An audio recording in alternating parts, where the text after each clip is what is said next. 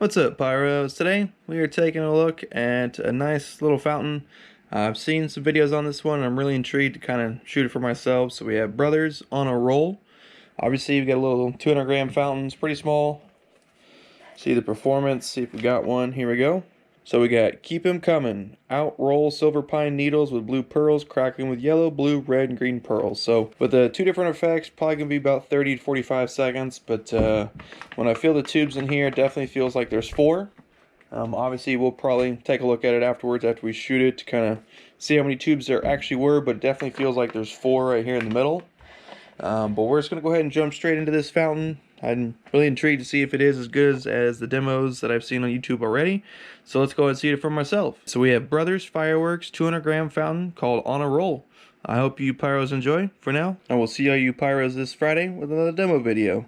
Alright, Brothers On a Roll. Let's see what it does.